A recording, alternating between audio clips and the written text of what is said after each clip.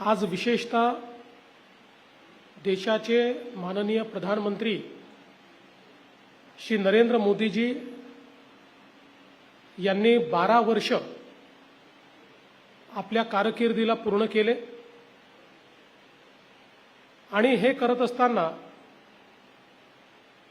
4398 दिवस हा जो काही यापूर्वी लॉन्गेस्ट सर्व्हिंग इलेक्टेड प्राइम मिनिस्टरचा रेकॉर्ड होता माननीय पंडित जवाहरलाल नेहरूंचा, तो रेकॉर्ड मुळत नवीन कीर्तिमान स्थापित केला आणि देशाच्या इतिहासातले सर्वाधिक काळ कार्यरत असणारे निर्वाचित पंतप्रधान म्हणून मोदीजींनी हा कीर्तिमान स्थापित केलाय।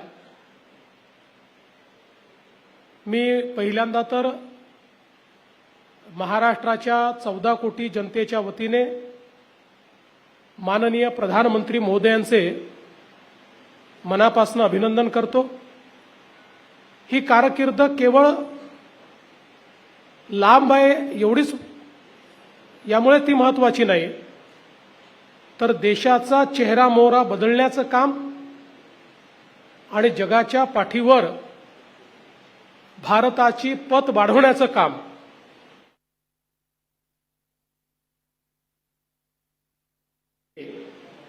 आज सर्वात मोठा समूह म्हणून देशाच्या 22 राज्यांमध्ये सरकार चालवतोय।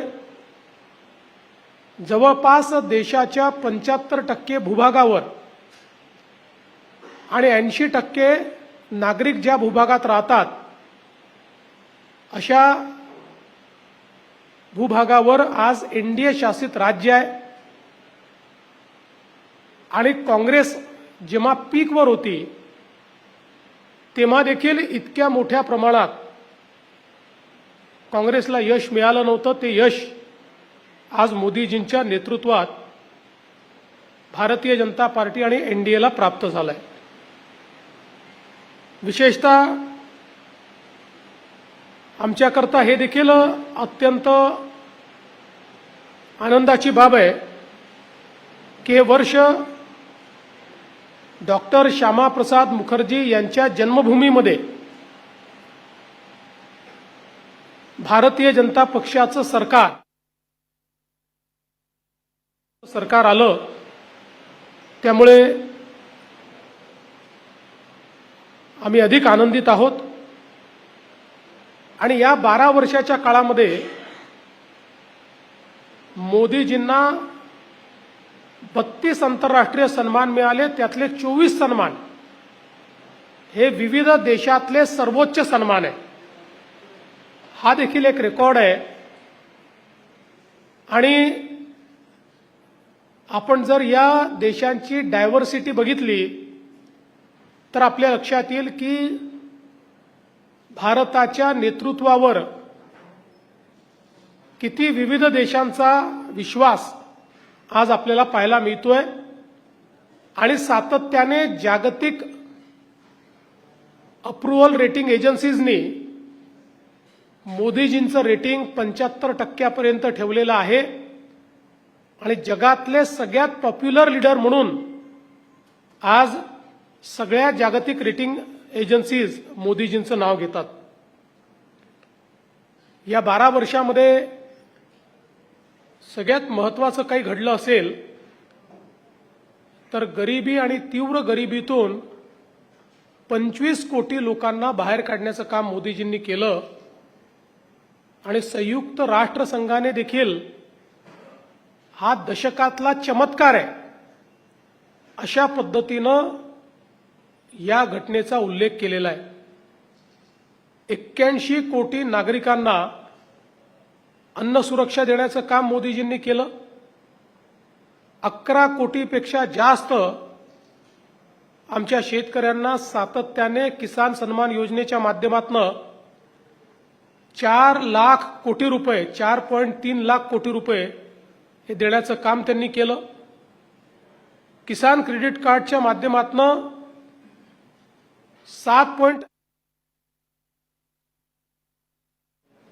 म्हणजे जवळपास 8 लाख कोटी रुपये हे शेतकऱ्यांना मिळाले आणि शेतकऱ्यांच्या कर्जाची मर्यादा 3 लाखावरनं 5 लाखापर्यंत नेण्याचं काम या ठिकाणी झालं. दूध उत्पादन 10 वर्षात 70% वाढलं आणि आता जगातला सर्वाधिक दुधाचं उत्पादन करणारा देश आपला भारत झाला. जवळपास 1,09,00,000 हेक्टरवर सूक्ष्म सिंचन तयार करण्याचा विक्रम झाला. जनधन योजनेतनं 58 कोटीहून अधिक खाती निर्माण झाली. त्यात 32 कोटी महिलांची खाती आहेत आणि ऍक्टिव्ह खाती आहेत. आयुष्यमान भारतच्या माध्यमातून 60 कोटी लोकांना आरोग्य कार्ड आणि 5 लाखापर्यंतचा उपचार हा मोफत मिळाला. मध्यमवर्गीयांकरता प्राप्ती कराची इन्कम टॅक्सची लिमिट 2 लाखावरनं 12,75,000 वाढवण्यात आली. प्रधानमंत्री सुरक्षा विमा योजनेच्या अंतर्गत 58 कोटी नागरिकांना लाभ मिळाला. प्रधानमंत्री आवास योजनेच्या अंतर्गत 4 कोटी घरं ही तयार झाली. अजून 3 कोटी घरं तयार होत आहेत. प्रधानमंत्री स्वनिधीच्या अंतर्गत 74 लाख फुटपाथ विक्रेत्यांना मदत मिळाली. विश्वकर्माच्या अंतर्गत 30 लाख कारागिरांना मदत मिळाली. आज लखपती दीदी कार्यक्रमाच्या अंतर्गत देशामध्ये महिलांचा ज्यावेळेस आपण विचार करतो त्यावेळी मोदीजींच्या नेतृत्वात 3 कोटी महिला या लखपती दीदी झाल्या आहेत. महाराष्ट्रात आपण 50 लाखापर्यंत पोहोचलो आणि आपण 1 कोटीपर्यंत जाणार आहोत आणि देशामध्ये 6 कोटी महिलांना लखपती दीदी बनवण्याचा मोदीजींचा मानस आहे. उज्ज्वला योजनेच्या अंतर्गत 11 कोटी महिलांना गॅसचं कनेक्शन मिळालं. सुकन्या समृद्धी योजनेच्या अंतर्गत 4.5 कोटी मुलींची खाते उघडून त्यात पैसे जमा करण्यात आले. जवळपास आपल्या भारताच्या सैन्यामध्ये महिलांची संख्या ही 3,000वरनं 11,000वर गेली. देशामध्ये 12 कोटी शौचालय तयार झाले. 16 कोटी घरांमध्ये शुद्ध पिण्याचं पाणी हे नेऊन महिलांना सशक्त करणे आणि महिला केंद्रित अर्थव्यवस्था करणे हे कार्य मोदीजींनी करून दाखवलं. सगळ्यात महत्त्वाचं या 12 वर्षामध्ये सुशासन आणि सुप्रशासन या 2 गोष्टी मोदीजींच्या या संपूर्ण कार्यकाळाचं एक महत्त्वाचं बलस्थान राहिलं. सरकारी योजनांचं डिजिटल मॉनिटरिंग, विविध योजनांचे लाभ थेट खात्यात जे लाभ मिळाले आहेत त्यात आतापर्यंत 51 लाख कोटी रुपये 51 लाख करोड इतके थेट नागरिकांच्या खात्यामध्ये पैसे हे मोदीजींनी वेगवेगळ्या योजनांतून दिले. जेम पोर्टलच्या माध्यमातून खरेदीतला भ्रष्टाचार संपवला. भारत नेटच्या माध्यमातून 2,14,000 ग्रामपंचायतींपर्यंत थेट इंटरनेट कनेक्टिव्हिटी नेली. 13 नवीन एम्स हॉस्पिटल तयार केले. ग्रामीण भागात 6 कोटी लोक हे डिजिटली साक्षर झाले आणि पायाभूत सुविधा क्षेत्रांमध्ये एक गुणात्मक आणि संख्यात्मक बदल करण्याचं काम हे मोदीजींनी केलं. पूर्वी रोड, पोर्ट, एअरपोर्ट, रेल्वे अशी जी पायाभूत सुविधांची क्षेत्र आहेत याच्यामध्ये भारत वर्षाला 2 लाख कोटी रुपये खर्च करायचा. आता वर्षाला 12.2 लाख कोटी खर्च करतो. म्हणजे अनेक पटींनी या ठिकाणी हा खर्च वाढवलेला आहे. प्रधानमंत्री ग्राम सडक योजनेच्या अंतर्गत 8 लाख किलोमीटर रस्ते झाले आहेत. त्यातले 4 लाख किलोमीटर हे केवळ मागच्या 10 वर्षामध्ये झालेले आहेत. राष्ट्रीय महामार्ग 91,000 किलोमीटरवरनं 1,46,000 किलोमीटरपर्यंत गेले आहेत. आणि आपण जर बघितलं तर पूर्वी एका दिवसाला आपण 11 किलोमीटरचा हायवे तयार करायचो. आता त्याची स्पीड दिवसाला 34 किलोमीटर म्हणजे 3 पटीने प्रतिदिन हायवे करण्याची स्पीड ही आपण वाढवली आहे. रेल्वे ब्रॉडगेज विद्युतीकरण हे आता 99.6% झालं आहे. म्हणजे जवळपास 100% रेल्वे ब्रॉडगेज रेल्वे ही आता इलेक्ट्रिकवर आपण आणलेली आहे. आणि 1337 रेल्वेचे स्टेशन्स अमृत भारत स्टेशन्स म्हणून आज त्याचा कायापालट होतोय किंवा झालेला आहे. 164हून अधिक वंदे भारत एक्सप्रेस परदेशामध्ये किंवा जगाच्या प्रगत देशांमध्ये ज्या प्रकारची ट्रेन पाहायला मिळते ती ट्रेन 100% भारतामध्ये मॅन्युफॅक्चर करून आणि भारतीयांच्या सेवेमध्ये आणण्याचं काम करण्यात आलेलं आहे. देशातलं मेट्रो नेटवर्क हे पूर्वी 5 शहरांमध्ये होतं, आता ते 26 शहरात गेलंय. आणि जवळपास 5 पटीने हे मेट्रो नेटवर्क आज देशामध्ये वाढलंय. पूर्वी देशात 74 विमानतळं होते, आता 164 विमानतळं ही देशामध्ये तयार झालेली आहे. त्यामुळे पायाभूत सुविधा क्षेत्रात संख्यात्मक आणि गुणात्मक एक प्रचंड मोठा बदल झालेला आपल्याला पाहायला मिळतोय.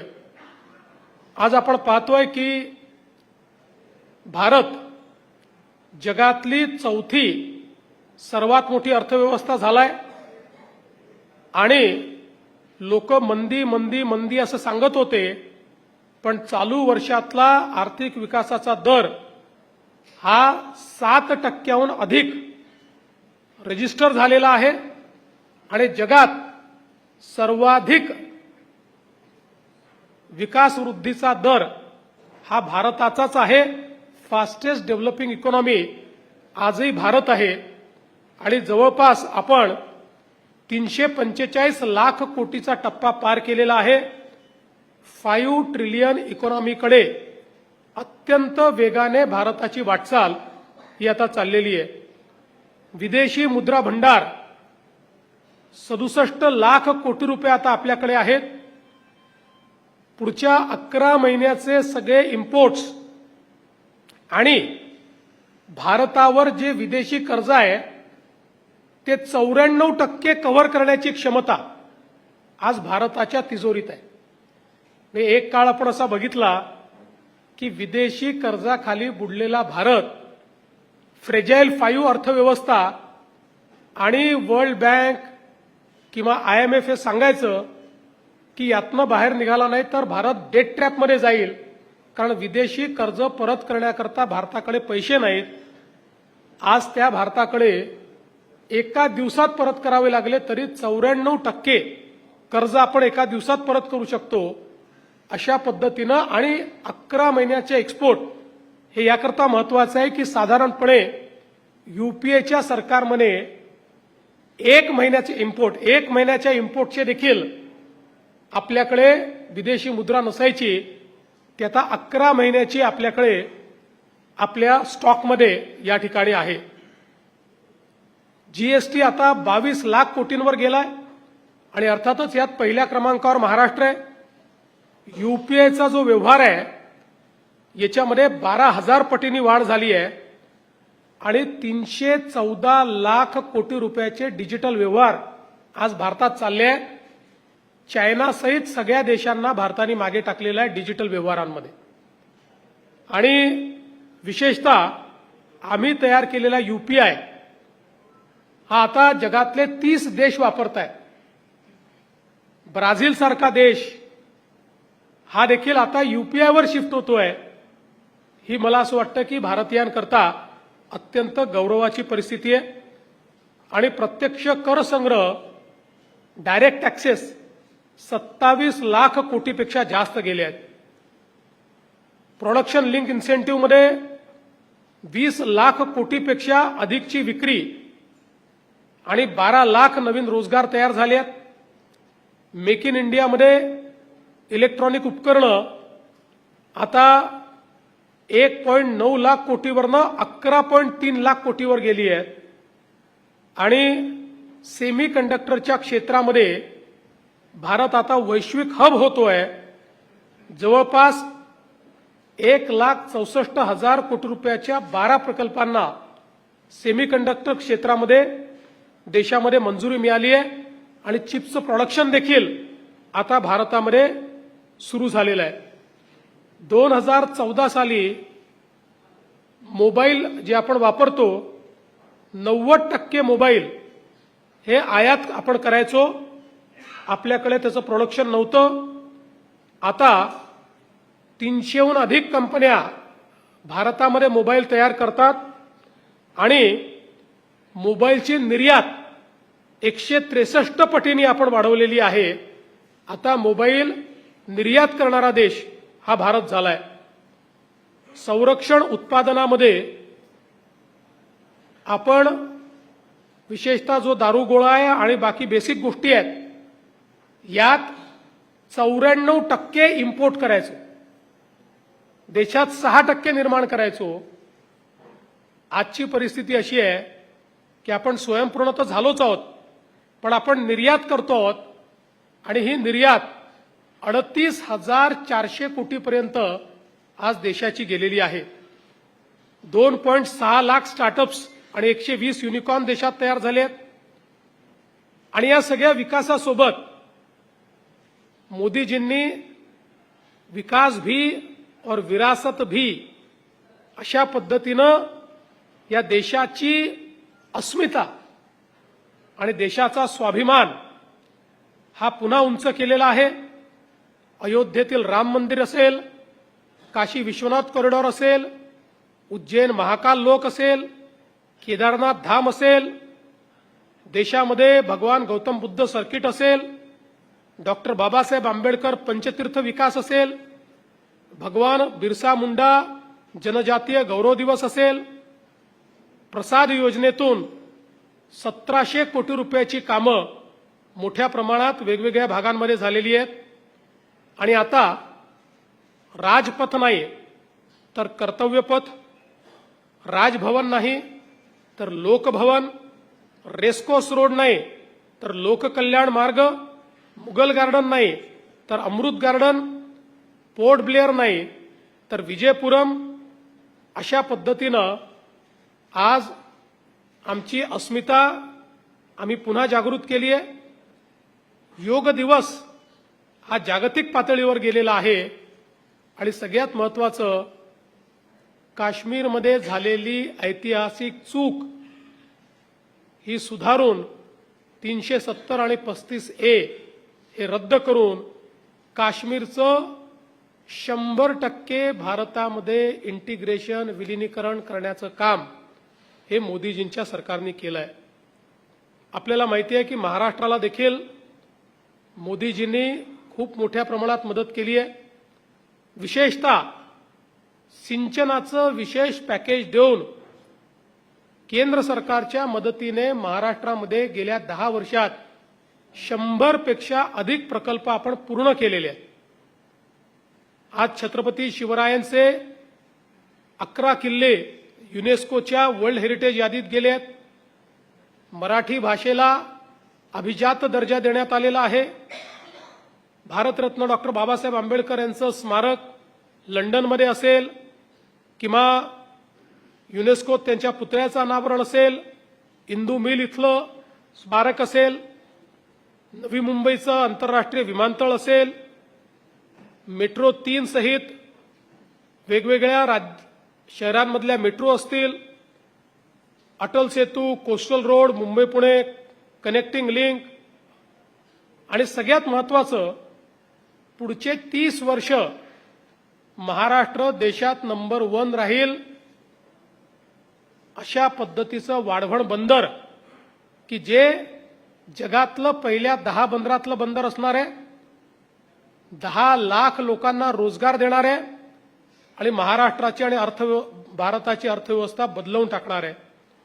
अमरावतीचा मेगा टेक्सटाईल पार्क असेल, छत्रपती संभाजीनगरची DMIC असेल, ऑरिक सिटी असेल, दिघी पोर्ट असेल, गडचिरोलीत स्टील सिटी असेल, एम्स IIM IICT असेल, अशा अनेक गोष्टी सांगता येतील की या महाराष्ट्राला मोदीजींच्या नेतृत्वामध्ये महाराष्ट्राच्या विकासामध्ये एक गुणात्मक बदल हा या 12 वर्षाच्या कारकिर्दीत झालेला आहे. आणि म्हणून जसं मी सांगितलं की केवळ लॉंगेस्ट सर्व्हिंग नाही तर फायनेस्ट सर्व्हिंग, केवळ लॉंगेस्ट सर्व्हिंग नाही तर ज्यांनी देशामध्ये 360 डिग्रीचा बदल करून दाखवला, 360 डिग्री डिफरन्स ज्यांनी आणून दाखवला, अशा पद्धतीचे प्रधानमंत्री माननीय नरेंद्र मोदीजी यांच्या या कार्यकाळाला महाराष्ट्राच्या वतीने मी अनंत अनंत शुभेच्छा देतो. मराठीतले प्रश्न आधी घेऊ आणि मग पहिले मराठी. सर सर सर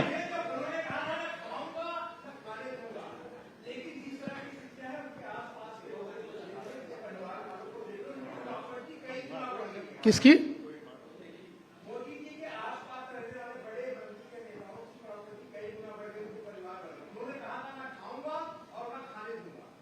जे मोदीजींनी सांगितलं तेच त्यांनी केलंय. भ्रष्टाचाराचा एकही आरोप हा मोदी सरकारवर कोणी लावू शकलेला नाही. ज्यांनी आरोप लावायचा प्रयत्न केला ते तोंडावर पडलेले आहेत. त्यामुळे हेही एक आश्चर्य आहे की 12 वर्ष बेदाग अशा पद्धतीचं सरकार हे मोदीजींनी चालवून दाखवलं आहे. सर 21 कोटी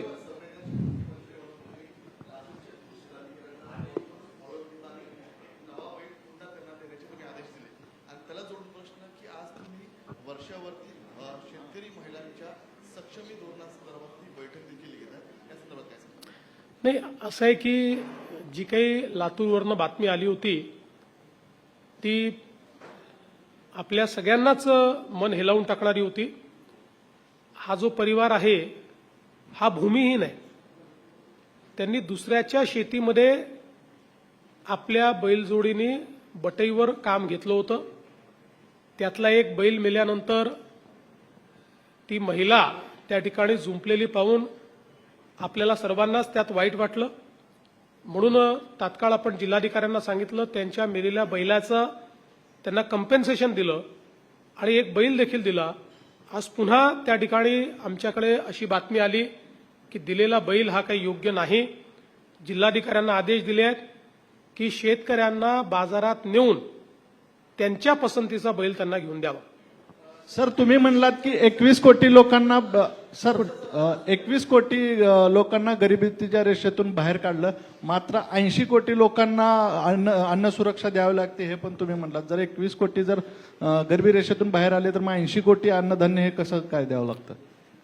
पहिली गोष्ट अशी आहे की 21 नाही 25 कोटी लोक गरिबी रेषेतनं बाहेर आले आहेत. गरिबी रेषेतनं बाहेर आले तरी देखील ते काही एकदम श्रीमंत झाल्यात अशी परिस्थिती नाही आहे. आता ते एक डिसेंट अशा प्रकारचं जीवन जगू शकतात आणि म्हणून जोपर्यंत ते या परिस्थितीत कायम होत नाही, कारण असं यापूर्वी आपण बघितलेलं आहे की काही लोक गरिबीतनं बाहेर येतात आणि पुन्हा गरिबीत जातात. त्यामुळे त्यांना किमान 2 वेळच्या जेवणाची चिंता करावी लागू नये आणि त्यांनी आहे त्यापेक्षा अधिक सक्षम व्हावं, सरकारच्या योजनांचा लाभ घ्यावा, या दृष्टीनं 5 वर्षाकरता ती योजना चालूच ठेवण्यात आलेली आहे.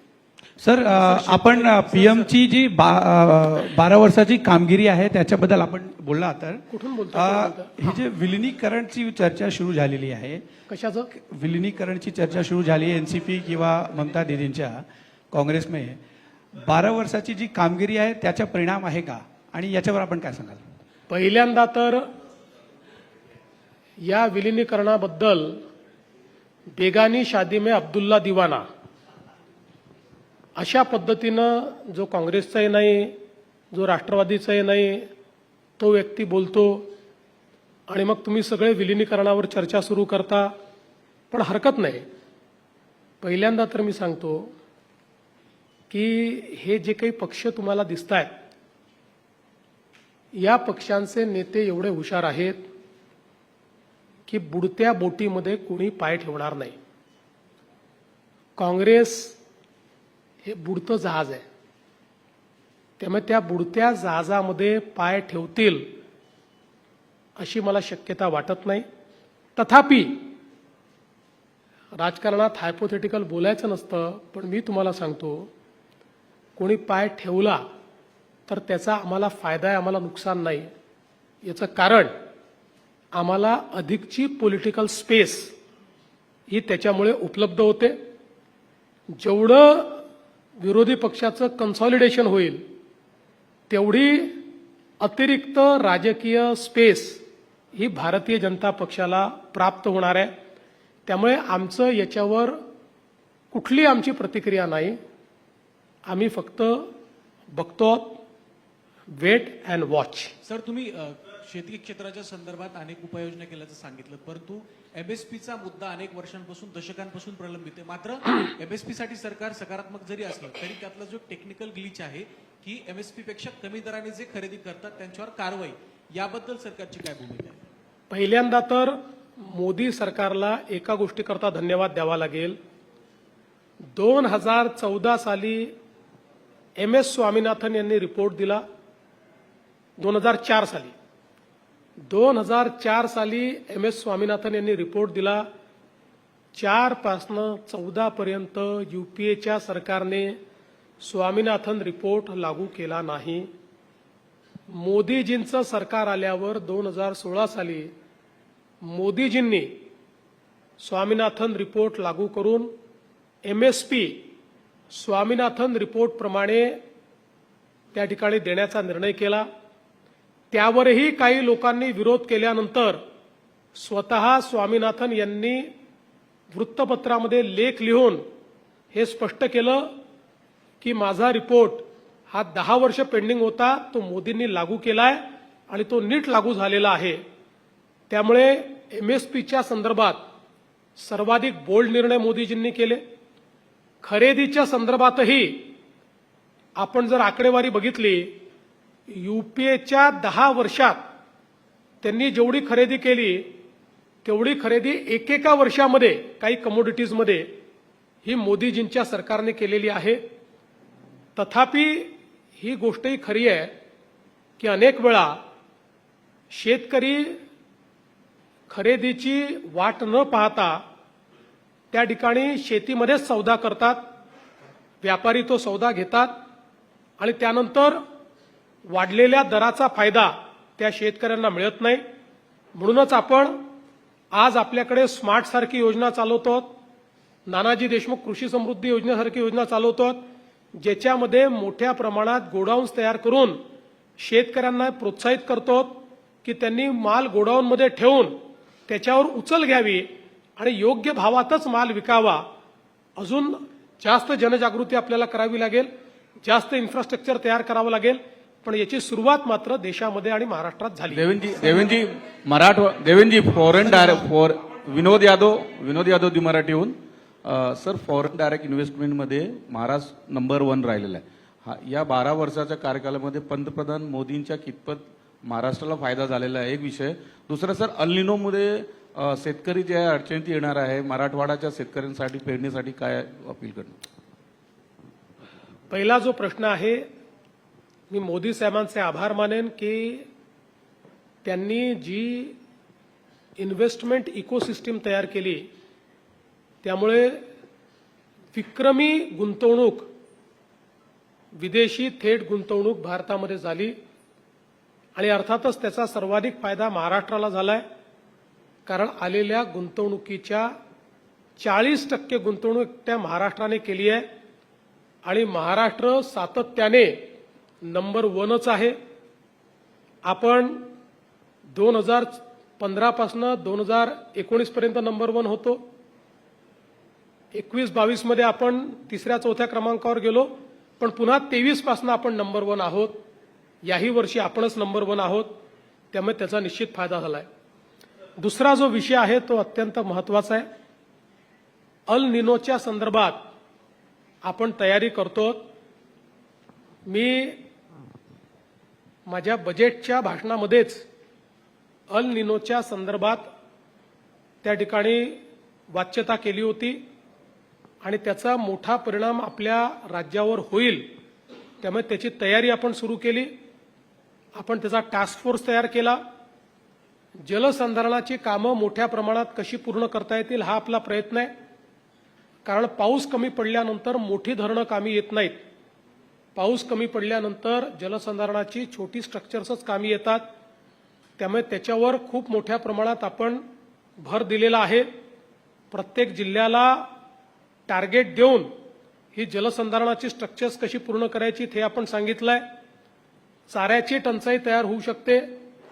त्या दृष्टीने आपण जो आपला पशुसंवर्धन विभाग आहे आणि कृषी विभाग आहे यांना त्या ठिकाणी सूचना देऊन वैरण विकासाचा कार्यक्रम हातामध्ये घेतलेला आहे, जेणेकरून आपल्याकडे चारा उपलब्ध असेल. पण ही गोष्ट खरी आहे की ज्या पद्धतीचे इंडिकेशन येत आहेत त्यात अडचण मोठी असेल. पाऊस कमी पडणार आहे, त्यातनं आपण मार्ग काढू. विशेषतः शेतकऱ्यांना सातत्याने आम्ही ॲडवायझरी देतो.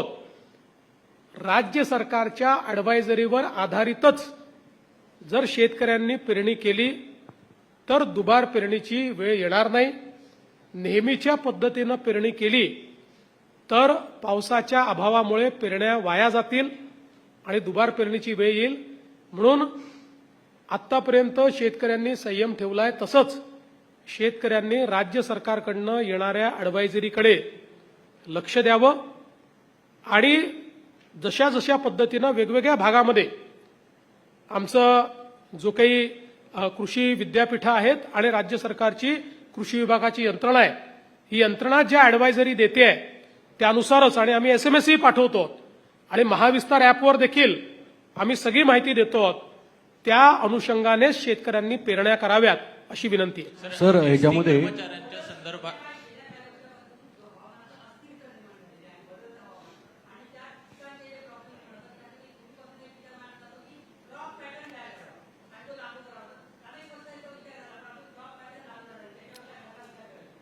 क्रॉपिंग पॅटर्न हा बदलणे आणि तो लागू करणे हे एक जनरेशनल काम आहे. म्हणजे ज्याला 4, 5, 6, 7 वर्ष लागतात. हे एकदम होत नाही.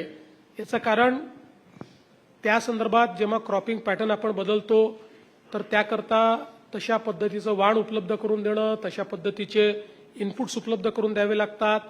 त्याला मार्केटशी लिंकेज करून द्यावं लागतं, मार्केट तयार करावं लागतं. आपण आता हे काम सुरू केलं आहे. विशेषतः आपल्या राज्यामध्ये किंवा देशामध्ये ज्या डाळी आहेत त्याच्या संदर्भात खूप मोठी कमतरता आपल्याला त्या इम्पोर्ट कराव्या लागतात. आणि म्हणून आपण रिप्लेसमेंट म्हणून मोठ्या प्रमाणामध्ये डाळी असतील, काही भागामध्ये मका असेल, मक्यापासून आपण इथेनॉल तयार करतोय, त्यामुळे इथेनॉल करता मका असेल, अशा वेगवेगळ्या पद्धतीचे त्या ठिकाणी बदल जे आहेत, हे कापूस आणि सोयाबीन या दोनच्या अवतीभोवती फिरणारं जे आपलं चक्र आहे हे थोडं डायव्हर्सिफाय कसं करता येईल हा प्रयत्न आपण करतोय, पण त्याला निश्चितपणे वेळ लागेल. सीएम सर, कर्मचाऱ्यांच्या संदर्भात आपल्याला अनेक आंदोलनं होताना दिसत आहेत आणि वारंवार कुठेतरी वित्त विभागाकडनं शेरे निगेटिव्ह येत आहेत, अशा प्रकारच्या बातम्या देखील समोर येताना दिसत आहेत. एकूणच कुठेतरी एसटीचं सक्षमीकरण होत नाहीये ही वारंवार तक्रार कर्मचाऱ्यांची देखील दिसते आहे. नेमकं सरकार कशा पद्धतीनं पुढे या संदर्भात? मुळामध्ये वित्त विभागाचं एक कामच आहे की जे ठरलंय ते तुम्ही करा म्हणणं. आता ज्यावेळी एसटीला मदत करायचं आपण ठरवलं त्यावेळी काही गोष्टी एसटीने देखील करायच्या होत्या, त्यांनी काही सुधारणा करायच्या होत्या. ती जबाबदारी एसटीची आणि एसटीच्या कर्मचाऱ्यांची आहे. त्या जर सुधारणा झाल्या नाहीत तर दरवर्षी किंवा दर महिन्याला तोटा वाढत जातो आणि मग सरकारवर अधिक भर येतो. त्यामुळे त्या गोष्टी वित्त विभाग पॉइंट आउट करतो. याचा अर्थ वित्त विभाग पैसे देत नाही असं नाहीये. आवश्यकता पडली आणि जे ठरलंय तेवढे पैसे हे वित्त विभाग वारंवार दर महिन्याला एसटीला देतोय. मला एक विचारायचं आहे की 2014 पासून ते आतापर्यंत म्हणजे जवळपास 12 वर्ष मोदी सरकारचं आणि आपलं राज्य सरकार होतं. या दरम्यान देशामध्ये पण अनेक ठिकाणी सरकार होते. तुम्ही थर्ड पार्टी म्हणून अनालिसिस केलंय का देशामध्ये खरंच महाराष्ट्राला जास्त लाभ झाला आणि त्यापेक्षा खरंच इतर राज्यांना जास्त झालाय? कारण की तशा स्वरूपाचं नॅरेशन वारंवार होताना दिसतं. गुजरात असेल किंवा कर्नाटक असेल अशा ठिकाणी मोठमोठ्या इंडस्ट्रीज जातात असं सांगण्याचा आरोप येतो. आपल्याला खरंच बेनिफिट झाला तेवढा? मला असं वाटतं की एकच आकडेवारी तुम्हाला देतो. युपीए सरकार होतं. युपीए सरकारच्या 2004 ते 2014 10 वर्षामध्ये महाराष्ट्राला एकूण 2 लाख कोटी रुपये मिळाले. 10 वर्षात 2 लाख कोटी रुपये. आणि मोदीजींच्या 10 वर्षात, मी 12 वर्ष म्हणतच नाही, 10 वर्षाची 10 वर्ष कम्पेअर करतो. मोदीजींच्या 10 वर्षामध्ये महाराष्ट्राला 12 लाख कोटी रुपये मिळाले. आता हा फायदा नाही तर काय?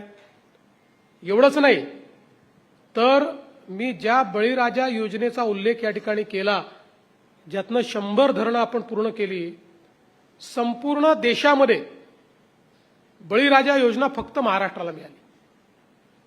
हे मोदी सरकारच्या इतिहासात पहिल्यांदा असं घडलं. एका राज्याकरता सिंचनाची योजना. दुसरं, प्रधानमंत्री कृषी सिंचाई योजनेमध्ये देशभरात जेवढी धरणं घेतली, म्हणजे हे बळीराजापेक्षा वेगळं आहे, देशभरात जेवढी धरणं घेतली त्यातली 30% धरणं एकट्या महाराष्ट्राची आहेत, 30%. आणि प्रधानमंत्री कृषी सिंचाई योजनेतही सर्वात मोठा वाटा देशात सर्वात मोठा वाटा हा महाराष्ट्राला मिळाला. मी वेगवेगळ्या विभागांचे वेगवेगळी आकडेवारी आपल्याला देऊ शकतो, पण मला असं वाटतं एवढीच एक आकडेवारी काफी आहे की जी हे सांगू शकते की महाराष्ट्राला मोदी सरकारने काय दिलं. देवेंद्र जी एक सवाल ये है कि महाराष्ट्र के भीतर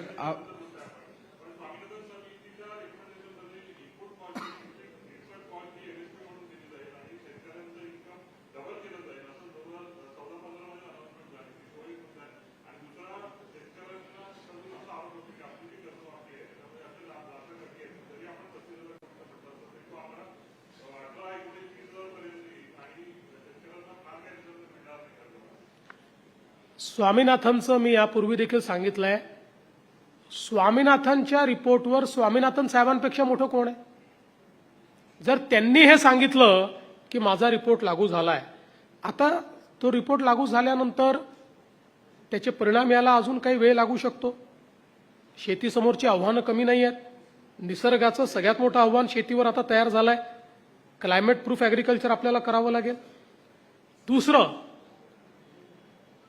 हे जे काही कर्जमाफी आम्ही केलेली आहे, या कर्जमाफीमध्ये कुठल्याही अटी आणि शर्ती आम्ही टाकलेल्या नाहीत.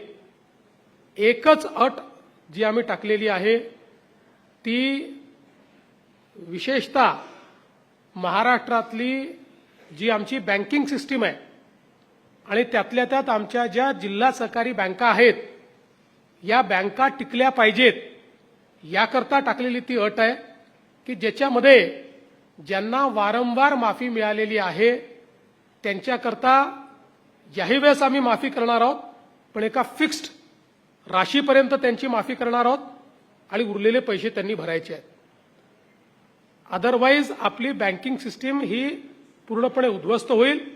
बाकी साधारणपणे 40 लाखापेक्षा जास्त शेतकरी असे आहेत की ज्यांचा विना अट त्या ठिकाणी कर्जमाफीचा फायदा मिळणार आहे.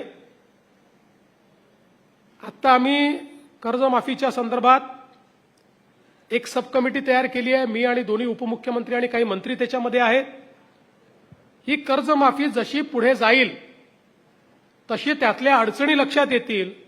त्या अडचणी सोडवण्याची जी काही जबाबदारी आहे ती या कमिटीला देण्यात आलेली आहे. त्यावेळी आम्ही ती सोडवू. पण कुठल्याही निवडणुका समोर नसताना या ठिकाणी ही कर्जमाफी आम्ही केलेली आहे, हे महत्वाचं आहे. विरोधी पक्षांनी कोणची ताकदीनं मागणी न करता शासनाने स्वतः केलेली कर्जमाफी आहे, हेही लक्षात घेतलं पाहिजे. त्यामुळे आमच्या डोळ्यासमोर राजकीय हेतू नाही, आपल्या शेतकऱ्याला कसं सक्षम करता येईल. अन्यथा 2029ची निवडणूक असल्यामुळे 2028च्या डिसेंबरलाही कर्जमाफी करता आली असती, पण ते आम्ही केलेलं नाही. देवेंद्र जी दो सवाल. देवेंद्र जी ये दो सवाल है खासकर सोनू. अरे भाई एक एक को एक एक पूछने दो सब. एक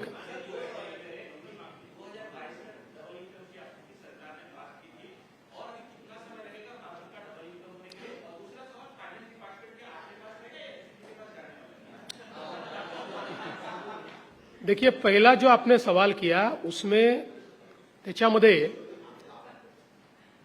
असं नाहीये की कोणत्याच शेतकऱ्यांना त्याचा फायदा मिळालेला नाही. आज राज्यामध्ये अनेक शेतकरी असे आहेत की जे आपला माल एक्सपोर्ट करतायत. अनेक शेतकरी असे आहेत की जे त्या ठिकाणी शेतीमध्ये मोठं परिवर्तन करून मॉडेल शेती तयार करतायत, शेतीला फायद्यामध्ये आणतायत. पण जो गरीब शेतकरी आहे त्याला अजून मदत करावी लागेल.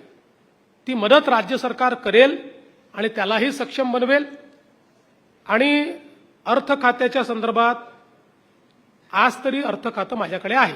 देवेंद्र जी दो सवाल है खास करके महाराष्ट्र को पिछले 12 सालों में केंद्र सरकार की तरफ अरे से भैया, अभी मराठी में दे दिया, मैं उसका जवाब वापस ले उसमें दो चीजें एक सेकंड उसके बाद उसके क्या क्या मिला है वो आपने मराठी में बताया. पिछले 2-2.5 साल जो यूपीए के थे उसमें उन्होंने बहुत सारे ऐसे आरोप लगाए थे कि उनको जो जीएसटी का पैसा है वो नहीं मिलता है और तमाम सारी जो दिक्कतें उन्होंने बताई थी, उसमें कितनी सच्चाई थी. दूसरा जो सवाल है कि क्या 12 सालों का साइड इफेक्ट हुआ है, विपक्ष कमजोर और धीरे धीरे सिंक होकर एक दूसरे के साथ जाना शुरू कर दिए हैं क्या, उद्धव ठाकरे हो या कहीं पूरे देशभर में. तुम्हालाही काहीतरी बातमी मिळाली पाहिजे म्हणून हिंदीत बोलतो. हिंदी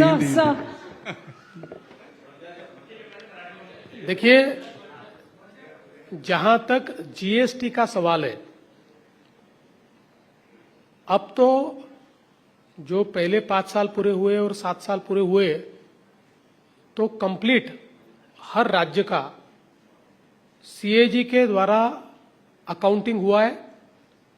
और कोई राज्य ऐसा नहीं है कि जिसको वैट रेजिम से कम पैसा मिला है. कोई राज्य ऐसा नहीं है कि जिसका एक पैसा भी केंद्र सरकार के पास बाकी है. सबको पूरा पैसा मिला है और वैट रेजिम से ज्यादा पैसा ये सबको मिला है. तो जो लोग जीएसटी आने के बाद कहते थे कि हमारे ऊपर अन्याय होगा, वो परिस्थिति दिखाई नहीं पड़ती. और सबसे बड़ा उदाहरण महाराष्ट्र है कि जो महाराष्ट्र मैन्युफैक्चरिंग स्टेट होते हुए भी हर महीने देश में हम नंबर 1 है जीएसटी कलेक्शन में, हर महीने. और पिछले महीने का तो आपने रिकॉर्ड देखा होगा, हमारे बाद के 3 राज्य जो है बड़े, उनका एक साथ मिलाकर जितना जीएसटी है उससे ज्यादा हमारा जीएसटी है. तो इसलिए मुझे ऐसा लगता है कि कोई उसका परिणाम नहीं, उल्टा सारे राज्यों का फायदा जीएसटी के कारण हुआ है. दूसरा, आपने जो कहा कि ये जो विलीनीकरण की बात चल रही है, एक पार्टी दूसरी पार्टी में जाएगी, तो जैसा मैंने कहा कि बेगानी शादी में अब्दुल्ला दीवाना है. न ये पार्टी कह रही है, न वो पार्टी कह रही है, तीसरा ही कह रहा है और उसके ऊपर चर्चाएं चल रही है. मुझे ऐसा लगता है कि ये सारी पार्टियां, इसके नेता ये सीजन्ड है, ये होशियार है. कांग्रेस डूबती नाव है, डूबती नाव में कोई पैर नहीं रखता. इनमें से कोई डूबती नाव में पैर नहीं रखेगा. और जहां तक बीजेपी का सवाल है, अगर ये साथ में आते हैं तो हमारे लिए तो कोई चिंता की बात नहीं है, क्योंकि हमारा जो स्पेस है, पॉलिटिकल स्पेस, वो बढ़ता है. आज इतनी पार्टियां होने के कारण हमारा पॉलिटिकल स्पेस ये कहीं ना कहीं बढ़ने के ऊपर थोड़ी मर्यादा आती है. तो ये अगर कंसोलिडेट करते तो हमारे लिए ज्यादा स्पेस तैयार होता है. इसलिए हमको उसमें चिंता की बात नहीं है. फिर भी मुझे ऐसा लगता है कि डूबती नाव में कोई पाव नहीं रखेगा. सर एक प्रश्न होता, सर एक प्रश्न, सर एक प्रश्न होता Vidhan Parishad. Sir there's a major slum demolition drive currently underway in Mumbai. slums are being demolished without any alternatives being provided to those whose houses are being demolished. What happens to the center's housing for all scheme? This is first question. So second question is, Maharashtra is the most industrialized state in the country today. Foreign investment is down from US 28 billion to US 1 billion in the last 2 years. Should Maharashtra be worried? Will it only be the government investing? पहिला जो प्रश्न तुम्ही विचारला त्याच्यामध्ये मुंबईमध्ये सर्वाधिक झोपडपट्टीच्या लोकांना स्वतःचे मालकीचे घरं हे गेल्या 10 वर्षात आम्ही दिलेले आहेत आणि यापुढेही ती घरं आम्ही देतच राहणार आहोत. पण ही घरं देताना माननीय न्यायालयाने काही अटी आमच्यावर टाकलेल्या आहेत.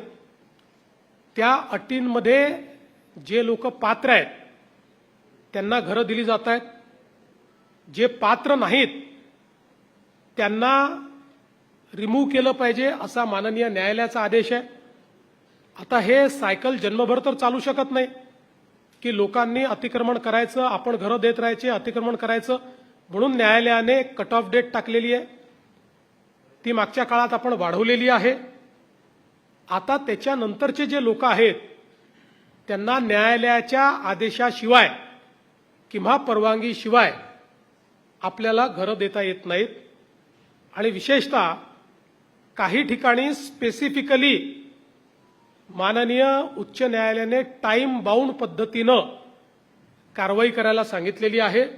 त्या पद्धतीनं कारवाई चाललेली आहे. सर एक प्रश्न होता माझा. हा, दुसरा जो प्रश्न आपण विचारला, आज आपण जर बघितलं तर ही गोष्ट खरी आहे की काही प्रमाणात FIIsनी त्या ठिकाणी स्टॉक मार्केटमधनं पैसा काढला. पण हा पैसा जातो कुठे? हा पैसा चाललाय डेटा सेंटरमध्ये. आणि देशामध्ये, भारतामध्ये म्हणजे जगाच्या पाठीवर आज सर्वात जास्त डेटा सेंटर इन्व्हेस्टमेंट कमिटमेंट्स या भारतामध्ये आलेल्या आहेत. जवळपास आतापर्यंत $40 बिलियन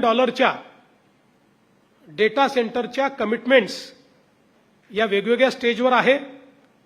आणि मला सांगताना आनंद वाटतो की यातही नंबर 1 महाराष्ट्र आहे. यातल्या जवळपास 55% डेटा सेंटर कमिटमेंट्स या महाराष्ट्रात आलेल्या आहेत. त्यातल्या काहींना आता आम्ही जागा दिलेल्या आहेत, काहींना जागा देण्याची प्रक्रिया चालली आहे, काहींचं बांधकाम देखील सुरू झालेलं आहे. त्यामुळे बाहेर निघालेल्या पैशापेक्षा आत येणारा पैसा हा अधिक आहे. सर एक प्रश्न होता. विधान परिषद निवडणुकीमध्ये अमरावतीतले काँग्रेसचे उमेदवार जे आहेत ते हॉस्पिटलमध्ये आहेत आणि ऑनलाईन प्रचार करत आहेत. आपण माहिती तंत्रज्ञानाची प्रगती केली आहे, तर आपण याच्या संदर्भात ही जी प्रगती आहे ऑनलाईन प्रचार, याबाबत आपली प्रतिक्रिया काय? दुसरं म्हणजे महाराष्ट्राचे 3 सिनियर मिनिस्टर्स गेले 8 दिवस कामधाम सोडून नाशिकमध्ये मुक्कामी होते. या संदर्भात आपलं मत काय? तिसरं, शरद पवार साहेबांनी असं म्हटलेलं आहे की पंडित नेहरूंची मोदींशी तुलना अनाठायी आहे. तर आपल्याला काय वाटते, मोदी मोठे आहेत की नेहरू मोठे आहेत? पहिला प्रश्न काय होता? हा, अमरावतीचा. अमरावतीचे उमेदवार हे ॲडमिट असल्याचं मला समजलं. मी ईश्वराला प्रार्थना करतो की त्यांना लवकर आरोग्य लाभावं आणि त्यांना ITच्या माध्यमातून नाही तर थेट प्रचार करता यावा. पण आता ITची पण आपण व्यवस्था अशी ठेवलेली आहे की हॉस्पिटलमधने ते सर्वांशी संपर्क करू शकतात आणि प्रचार करू शकतात. फक्त मला असं वाटतं की त्यांनी मतदारांशी संपर्क करायच्या ऐवजी काँग्रेसच्या नेत्यांशी संपर्क केला तर अधिक चांगलं होईल. काँग्रेसच्या नेत्यांना थोडं शांत वाटेल. त्यामुळे माझी आपली छोटीशी न मागितलेला सल्ला त्यांना आहे. दुसरं, तुम्ही नाशिकच्या संदर्भात सांगितलं तर नाशिकच्या गोकुळामध्ये आता शांतता झालेली आहे. हां, गीत गायन आता संपलेलं आहे. आणि नाशिक आणि जळगाव या दोन्ही ठिकाणी भाजप सेना एकमेकाचे उमेदवार हे निवडून आणतील. या ठिकाणी जे काही पवारसाहेब म्हणाले त्या संदर्भात माझी प्रतिक्रिया एवढीच आहे की ही जी तुलना होतीये ती नंबर्सची तुलना पहिल्यांदा फक्त केलेली आहे. कोणीही नेहरूजींची आणि मोदीजींची तुलना केलेली नाही. तर मॅटर ऑफ फॅक्ट आहे की जर या देशाच्या पंतप्रधानांनी आत्तापर्यंतचे लॉंगेस्ट सर्व्हिंग जे प्राईम मिनिस्टर आहेत 4,398 दिवस ज्यांनी देशावर राज्य केलं त्यांचा रेकॉर्ड हा जर मोदीजींनी मोडला आणि त्यापेक्षा जास्त दिवस जर ते पंतप्रधान या पदावर आहेत तर ते बोलणं काय वावग आहे? त्यात चुकीचं काय आहे? तो रेकॉर्ड तुटलाय, नवीन रेकॉर्ड कायम झालाय. आता महाराष्ट्रामध्ये समजा आत्तापर्यंत फक्त वसंतराव नाईक यांनी 5 वर्ष पूर्ण केले होते, बाकी कुठल्याही मुख्यमंत्र्यांनी केले नाही. त्यानंतर मी पूर्ण केले. आता कोणी जर म्हटलं की वसंतराव नाईकांनंतर देवेंद्र फडणवीसनी 5 वर्ष पूर्ण केले तर ही काही त्यांच्याशी तुलना थोडी आहे. पंडित जवाहरलाल नेहरू हे आपल्या ठिकाणी आहेत, मोदीजी हे आपल्या ठिकाणी आहेत.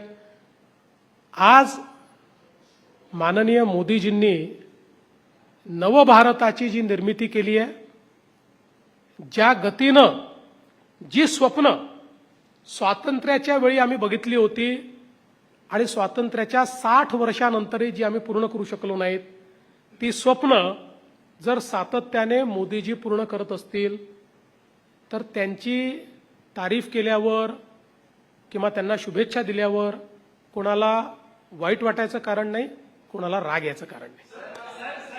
अरे आज दिवस घालवायचा का आपल्याला? एक शेवट अंकुर जी.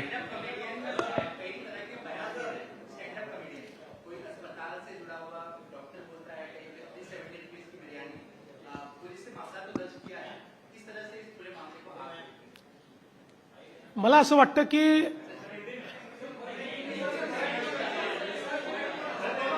तेलुगुत बोलतो, तेलुगुत. मला असं देतो, हिंदी भी देतो. मला असं वाटतं की आपल्याकडे अभिव्यक्तीचा अधिकार हा प्रत्येक व्यक्तीला भारताच्या संविधानाने दिलाय, पण त्याचवेळी अभिव्यक्तीचं स्वातंत्र्य हे स्वैराचारामध्ये बदलू नये अशा प्रकारची अपेक्षा देखील भारताच्या संविधानाने व्यक्त केली आहे. आणि ज्यावेळी सामाजिक मर्यादा तोडून आपण अभिव्यक्ती करतो त्यावेळी इतरांचं जे स्वातंत्र्य आहे, जे इतरांना डिग्निटीनी राहण्याचं स्वातंत्र्य हे संविधानाने दिलेलं आहे, त्या स्वातंत्र्यावर आपण अतिक्रमण करतो. आणि म्हणूनच मला असं वाटतं की प्रत्येकाला अभिव्यक्तीचा अधिकार आहे. स्टँडअप कॉमेडियन्सला तर आहेच. मी स्वतः स्टँडअप कॉमेडी खूप मोठ्या प्रमाणात ऐकतो, मनोरंजनाचं साधन आहे. पण ते होत असताना मर्यादा काय आहेत या देखील आपण पाहिल्या पाहिजेत. समाजातल्या इतर लोकांच्या डिग्निफाईड जगण्याच्या स्वातंत्र्यावर कोणीच अतिक्रमण करू नये अशा प्रकारची माझी अपेक्षा आहे. अभिव्यक्ति का स्वातंत्र्य भारत के संविधान ने सभी को दिया है, लेकिन उसके साथ साथ इसका दुरुपयोग न हो इस प्रकार की व्यवस्था भी उसी संविधान ने तैयार की है. जब कोई अभिव्यक्ति अमर्याद हो जाती है तो समाज के लोगों के डिग्निफाइड जीने का जो अधिकार है उस अधिकार पर वो आक्रमण करती है. और इस प्रकार का आक्रमण ये हमारे संविधान को मंजूर नहीं है. इसलिए मुझे ये लगता है कि स्टैंड अप कॉमेडी सभी को पसंद है, मैं स्वयं भी देखता हूं, उससे मनोरंजन भी होता है. लेकिन मनोरंजन करते करते हम समाज की सीमाओं को और डिग्निटी की सीमाओं को अगर उसका उल्लंघन करेंगे तो ये सही नहीं होगा, ये लोगों के ऊपर अन्याय होगा. इसलिए सभी लोग कम से कम जो डिग्निटी के मिनिमम पैरामीटर्स है उसको ध्यान में रखते हुए स्टैंड अप कॉमेडी करे, ऐसा मुझे लगता है. सर एक अंकुर शेवटचा तागे, प्रश्न शेवट, होता. अंकुर तागे. सर एक शेवटचा प्रश्न तपपूर्ती निमित्त सर विचारायचा आहे. जिसकी लाठी उसकी भैंस, जिसका माइक उसका प्रश्न. क्या सर तपपूर्ती निमित्त पत्रकार परिषदेमध्ये विचारतोय. गेल्या अरे माईक मिळून तुझा आवाज येत नाही मला. सर गेल्या 75% राज्यांमध्ये तुम्ही सांगितलं की भाजप आणि एनडीए शासन आहे. 80% भूभाग देखील तुम्ही व्यापलेला आहे. आता खरी स्पर्धा दिसते ती मित्रपक्षांमध्ये दिसते. हे आव्हान पुढच्या 3 वर्षांमध्ये कसं तुम्ही पाहताय? कारण शिवसेना राष्ट्रवादी सोबत होणारा आता सुप्त संघर्ष स्पष्टपणे दिसू लागलेला आहे. जरी एनडीए म्हणून तुम्ही एकत्र जाताय, 100% भाजपचा विचार आता होणार आहे का? मी 75% आणि 80% जे बोललो ते एनडीएचं बोललोय. एनडीए, भाजप नाही. 2029लाही महाराष्ट्रामध्ये महायुतीच निवडणुकीला सामोरी जाईल. आता